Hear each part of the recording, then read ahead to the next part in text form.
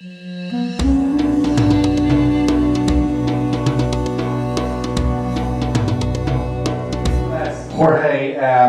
generally recognized as one of the visionaries in the pricing of crude over the last few decades. Jorge, your thoughts 2 months into this year, particularly welcome your views on where the new flows in terms of products moving from the Middle East to Europe and Russian oil moving from the west to the east. Are these temporary or permanent, and which of them, and does it make a difference towards the market structure? Well, I think all the discussions, and good morning everybody, Just a little bit up there. Are good to keep it in a way high level, because that enables, good to see it from a high level, because a high level gives you the structures and the fundamentals. And the first high level issue is that we have gone from an acute disease to a chronic disease right now. The patient is chronically sick right now, and I am referring to the Russian-Ukrainian war. And what's the patient? The world economy, okay. And in particular, Europe. Europe is the patient. A year ago, we were very worried if the war was going to extend, if there was going to be a very quick Russian victory, and what it meant to Europe in particular. And right now, we don't have that worry, because both Russia and Ukraine are like two boxers who are a bit tired after a 12-round bout, or 15 even. They both are running out of ammunition, but they keep on fighting. They're really extremely stubborn. And so is Europe. So Europe is the patient who is like behind the punching bag, so to speak.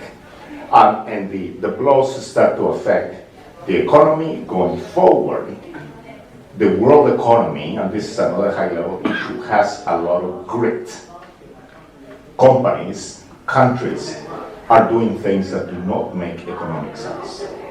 Like, it doesn't make any sense to send oil from Russia to India instead of shipping it to Europe, and then refining it in India and shipping the products back into Europe.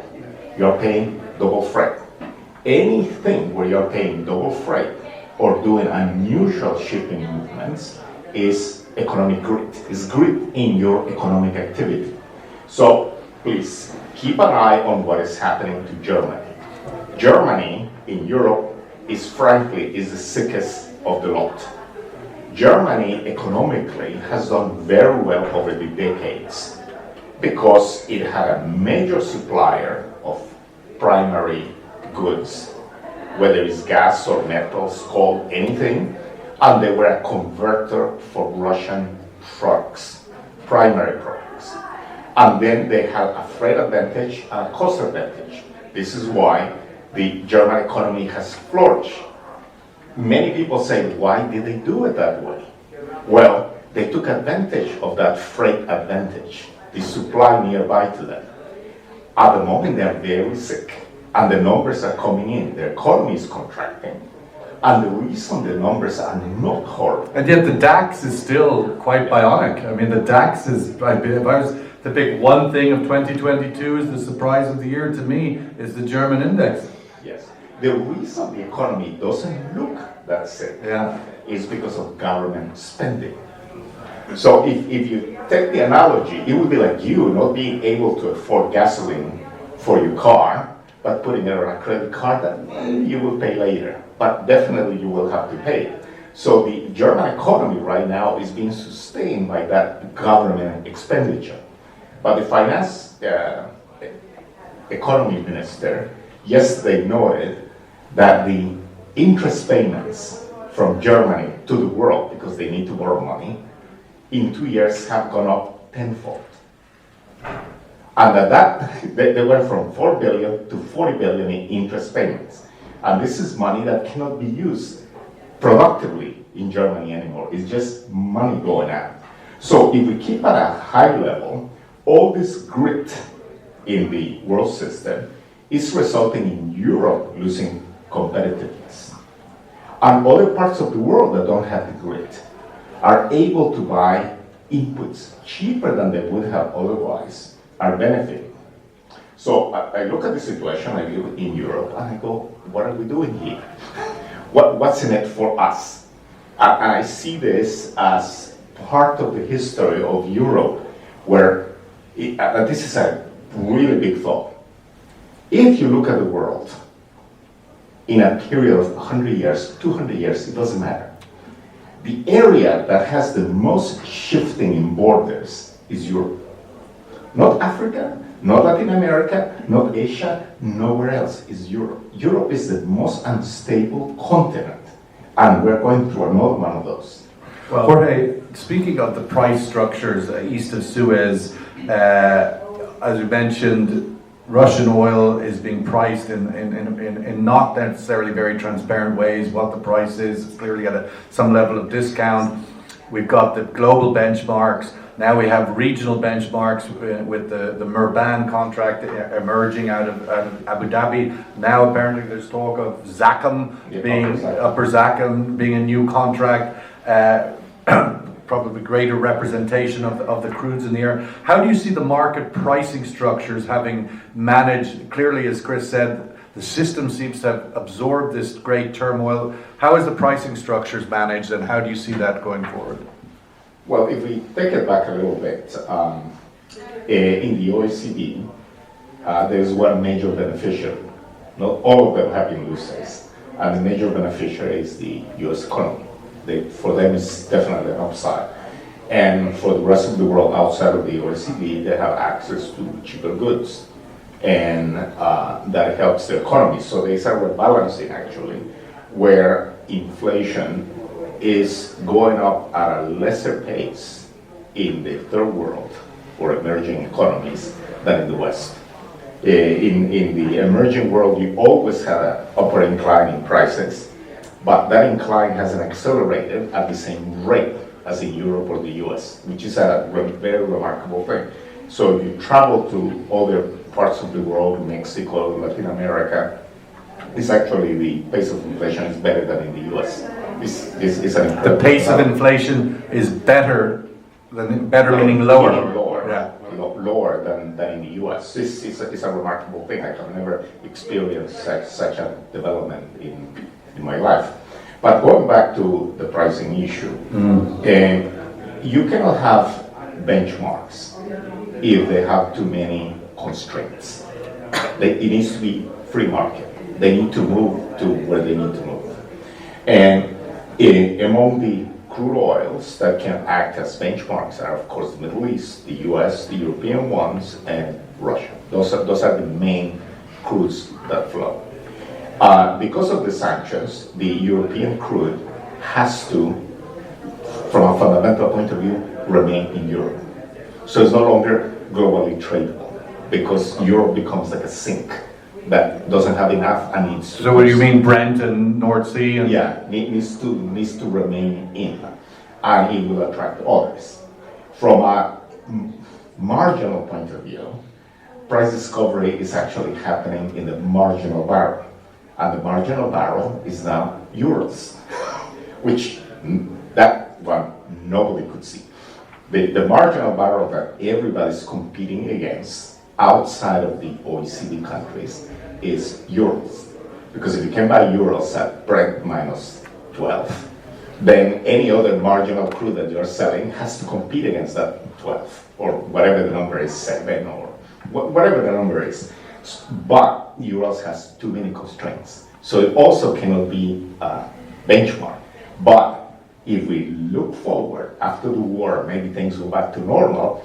Now everybody has had a taste of euros. Everybody knows the stream, how it operates, how it works in the refineries. So there could be another big surprise in 3 to 5 years from now that people are not thinking about. But currently, the global oil market is sending a lot of mixed signals. Euros is not sending a proper signal about what the price is because of the sanctions.